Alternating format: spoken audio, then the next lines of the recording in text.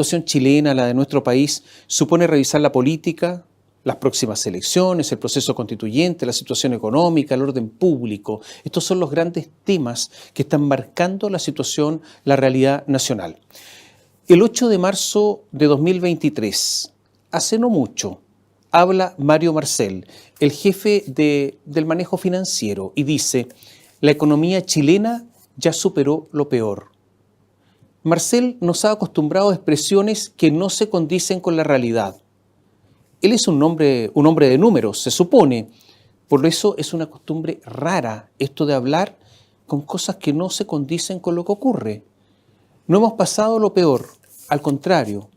Muy suelto de cuerpo, como es común en las personas que no responden a nadie o solo a una, dice cosas sin respaldo. Las cosas en Chile, ministro, no están mejorando. Estamos en un país cuya economía se está contrayendo, un país que se empobrece.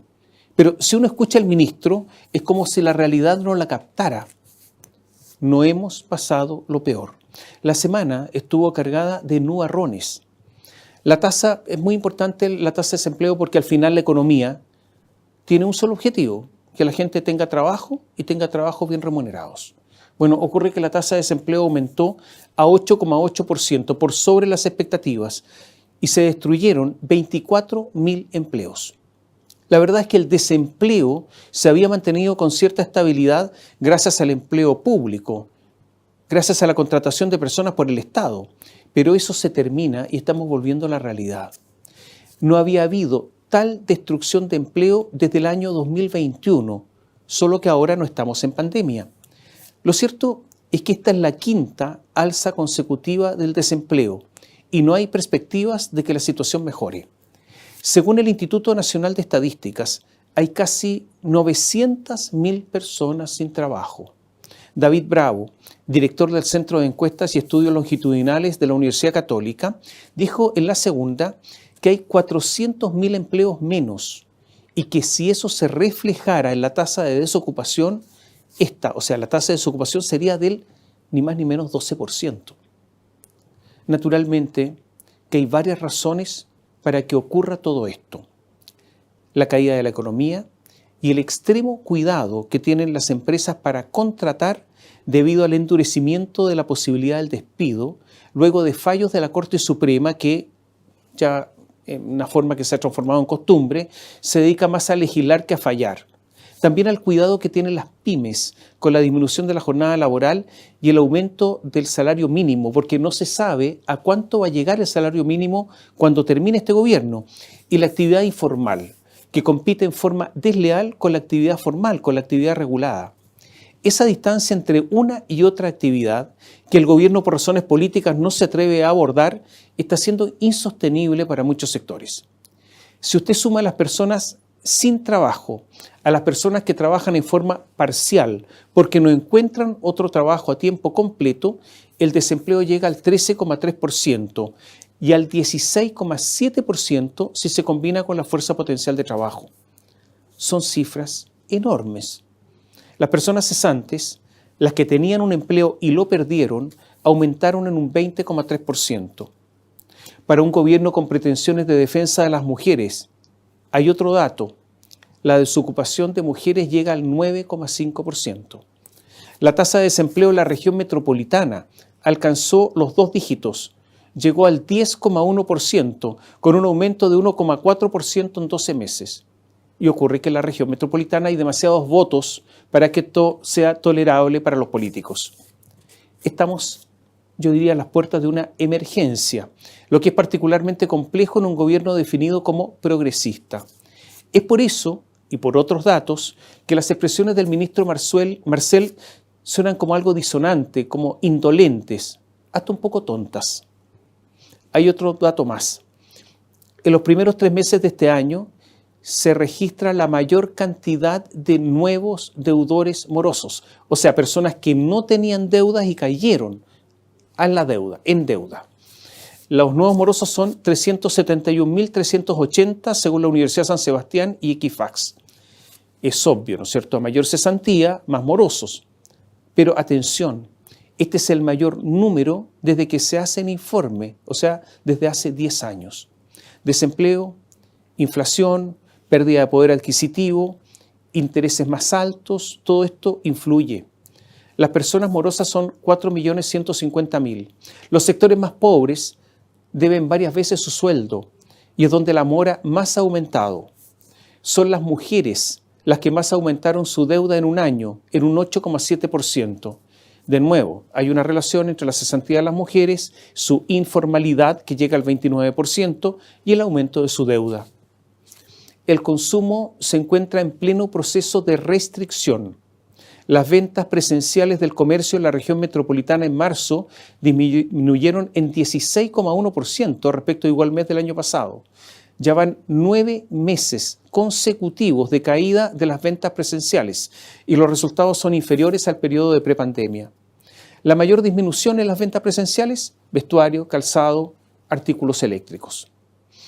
El índice de producción industrial se redujo en 12 meses en 5,9%. La minería, fundamental para el país, se contrajo en un 8,7% y la producción manufacturera se desplomó en un 18,7% en 12 meses. Conocidas estas y otras cifras, varios economistas estiman que la economía chilena se contraerá en un 1,5% en marzo. Y soy cauto, porque hay otros economistas que dicen que va a haber un frenazo de un menos 2,3% en marzo.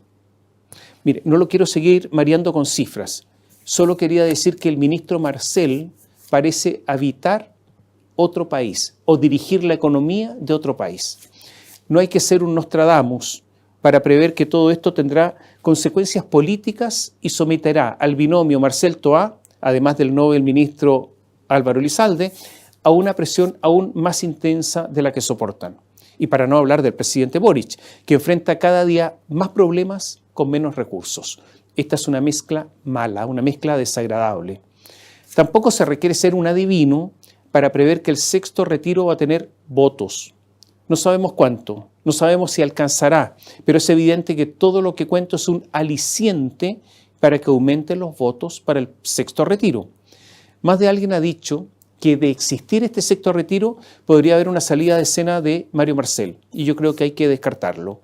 En política nadie renuncia y las garras para afirmarse en el poder están particularmente desarrolladas. A propósito del sexto retiro, cerca de 1.500.000 personas tienen hoy saldo cero, o sea, les da lo mismo este asunto del sexto retiro. Si se retirara el 10%, si se aprueba el sexto retiro y se retira el 10%, hay que agregar otros 4.057.000 personas que se quedarían con saldo cero.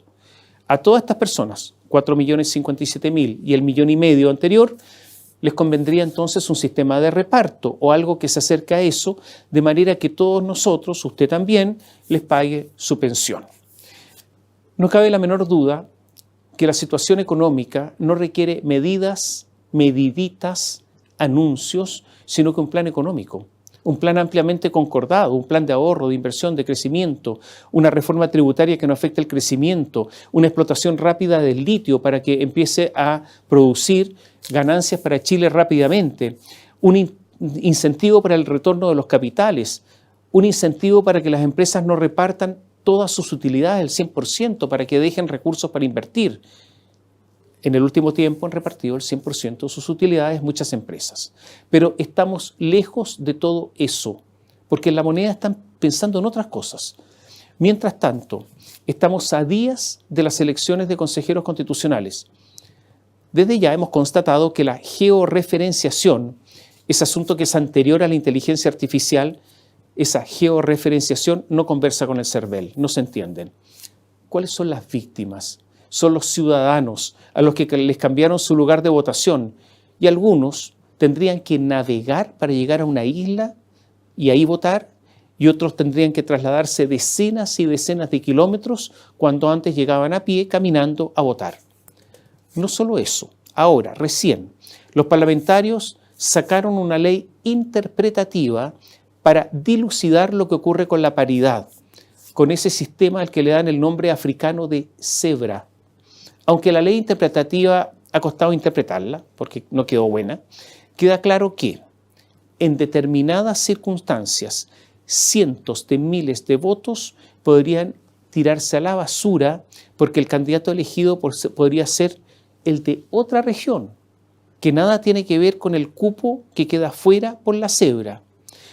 Mire, no voy a aburrir con explicarle cómo puede suceder, pero lo que sí es cierto es que es bochornoso que la clase política haga mal su trabajo al dictar leyes con forados enormes, que se demoren un montón, lo hagan recién ahora, para dictar una ley interpretativa para que interprete la ley mala, a días de la elección, y esa ley tampoco se entiende mucho, y queda lo de fondo. En la elección, en democracia, en las elecciones, los que sacan más votos deben ganar, para que no haya ciudadanos cuyos votos no valgan nada. Voto obligatorio y votos que no valen es también una mala mezcla. Hay mucho desinterés por la elección del 7 de mayo. Pocos conocen a los candidatos. Escucho personas, muchas, que dicen que van a anular o votar en blanco. La participación será, aunque menor a la del último plebiscito, yo creo que muy importante ante la amenaza de sanciones. Pero si a usted no le interesa mucho esta elección, a la clase política sí le importa. Son las elecciones las que rebarajan las relaciones de poder y la política es eso, es poder. Aunque no hay encuestas que conozcamos que sean importantes, sobre la próxima elección podemos decir algunas cosas. Que el presidente Boric tiene una envidiable base electoral de cerca del 30%. Que hay un evidente fortalecimiento del Partido Republicano. Que la UDI y Renovación Nacional, como partidos individuales, corren el riesgo de ser sobrepasados por los republicanos. Y si el sorpaso es muy holgado, las presidencias de Macaya y Chaguán en la UDI y Renovación Nacional pueden peligrar. El hecho de que el Partido Republicano salga fortalecido va a significar una oposición más dura con Gabriel Boric. Y la política del diálogo de la UDI y Renovación Nacional se probaría ineficaz desde el punto de vista electoral.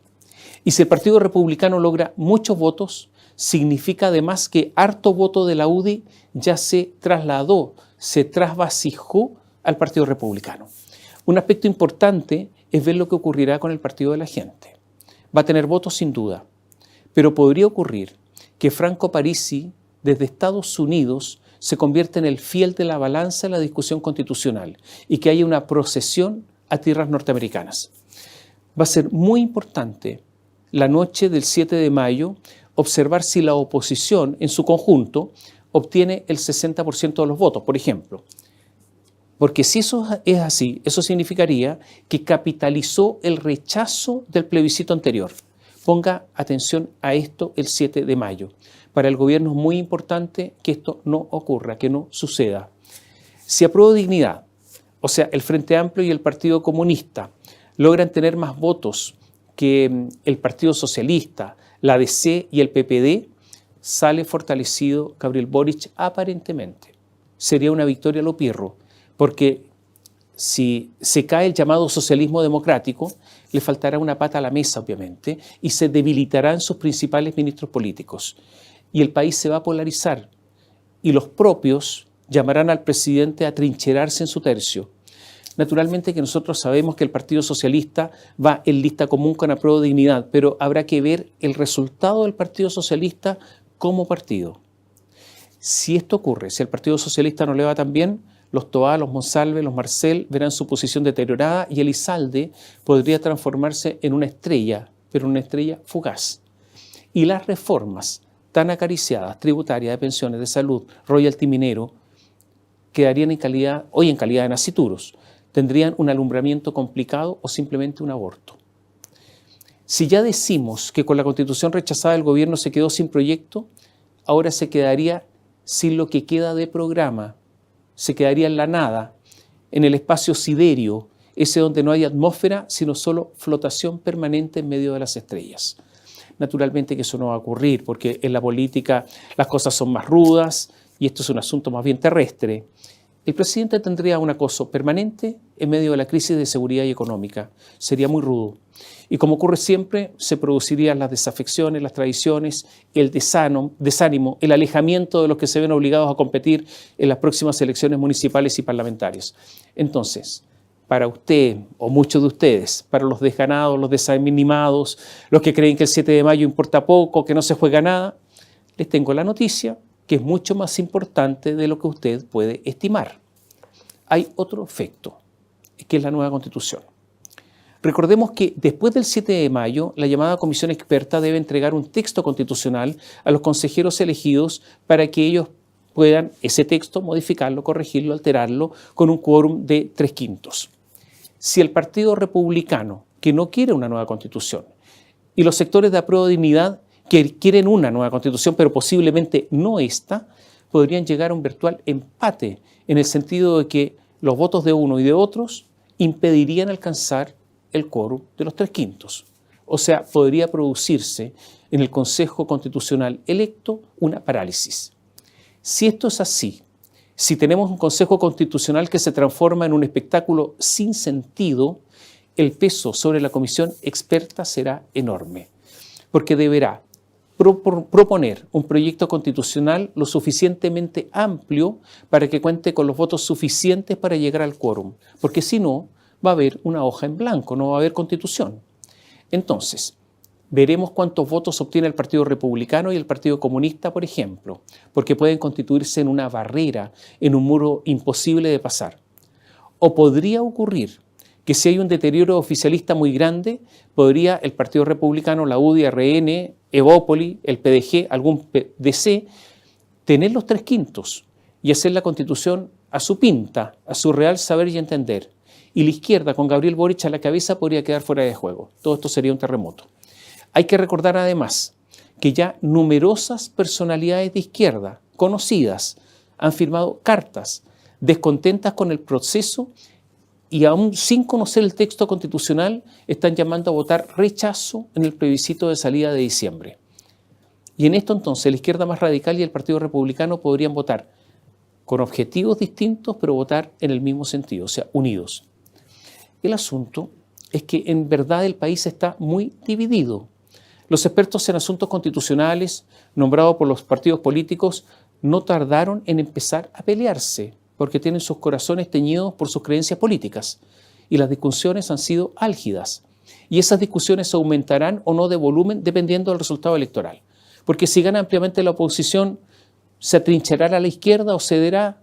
¿Se atrincherarán apostando que no haya una nueva constitución o a la espera de una posterior oportunidad? ¿Y la derecha qué va a hacer? ¿Será irreductible en sus posiciones pensando que es una ganadora con derechos casi absolutos? Ya sabemos que hay un proyecto constitucional, pero se han presentado más de 900 indicaciones y eso indica que no hay acuerdo. ¿Y cuál es el tema fundamental entre la izquierda y la derecha? Una vez más, es la diferencia ideológica que se materializa en el rol de los privados, en el rol que tienen los privados en la salud, en la previsión, en si se puede crear con facilidad empresas públicas o no, si estas empresas públicas son realmente empresas que se rigen por la legislación común, que cuando les va mal quiebran o se someten al régimen de la libre competencia. Y en la llamada modernización del Estado, en el que la Constitución debiera dar algunas directrices en cuanto a principios claros, fáciles y lealmente aplicables. Ahora, que hay desconfianza en el Estado no hay ninguna novedad, porque las filas ante el registro civil o para obtener una licencia de conducir ocurren todos los días ante la impasibilidad de los funcionarios encargados que miran a los ciudadanos clientes como si fueran una especie de chinche. En otras palabras, para graficarlo de alguna manera, el CERNAC no opera cuando se trata del Estado. No hay CERNAC para los servicios del Estado. Y le doy un ejemplo de cosas que ocurren. En el puerto de San Antonio, donde según la ONU pasa y pasa la droga, operan dos empresas, una empresa privada y una empresa pública. La empresa privada es la que hace la labor portuaria propiamente tal, carga y descarga buques. Y la empresa estatal fiscaliza el cumplimiento de la concesión. Bueno, la empresa estatal tuvo utilidades millonarias el año pasado. Las utilidades en 2022 fueron de 36.000 millones de pesos. 36.000 millones de pesos. Y al mismo tiempo que ganaba mucha plata, el único camión escáner para detectar droga estaba malo y no lo repararon, lo dejaron ahí. Naturalmente que esto no es decisión de la empresa, sino que del Estado, pero la plata estaba. Con solo las utilidades de un año, de un puerto del estado como San Antonio se pueden comprar 12 camiones escáner nuevos para combatir el narcotráfico y no lo hacen. Ese es el Estado.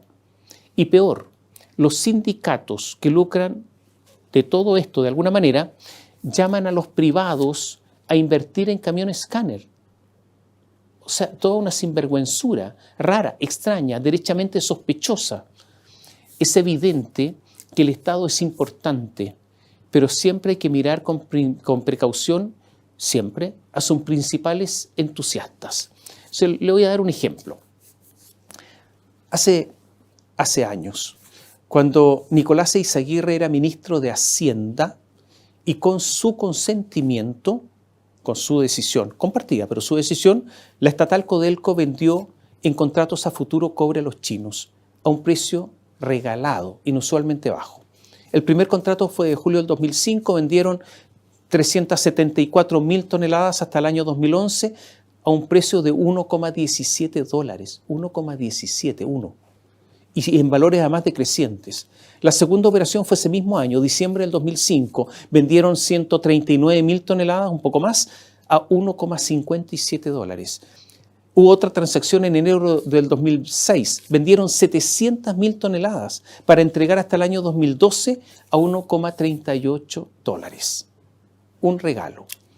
En total, 1,2 millones de toneladas a menos de $2, cuando ya el 2006 el precio nunca ha bajado de $3.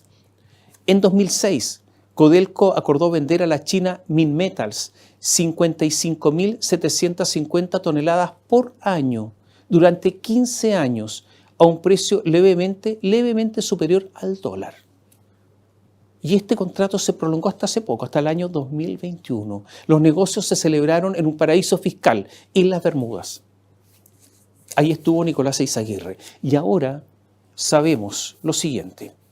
La Compañía General de Electricidad, que es la mayor distribuidora de electricidad en Chile, la compraron los chinos hace ya algún tiempo.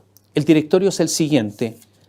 Está compuesto por las siguientes personas: Yan Dai, Yu Bing, Futao Wang, Chensu Liu y Nicolás Eyzaguirre. Porque la confianza con los chinos se mantiene. El Estado necesita normas claras y la separación entre privados y Estado también, aunque esos privados sean chinos, aunque yo sé que los chinos no son tan privados porque las empresas son mayoritariamente del Partido Comunista Chino. Nuestro país se está enfrentando a una situación con un presidente debilitado, con una economía en caída, con una cesantía creciente, con muchas personas que no llegan con sus sueldos a fin de mes y con una elección que puede ser una derrota de proporciones para el oficialismo y con un país que corre el riesgo de polarizarse aún más. Estamos enfrentados a una crisis de seguridad, a una crisis migratoria que, siendo real, está escondiendo otros problemas que son urgentes y graves y que pueden surgir en cualquier momento. Atención con el plebiscito del próximo 7 de mayo. Yo creo que es mucho más importante de lo que usted cree.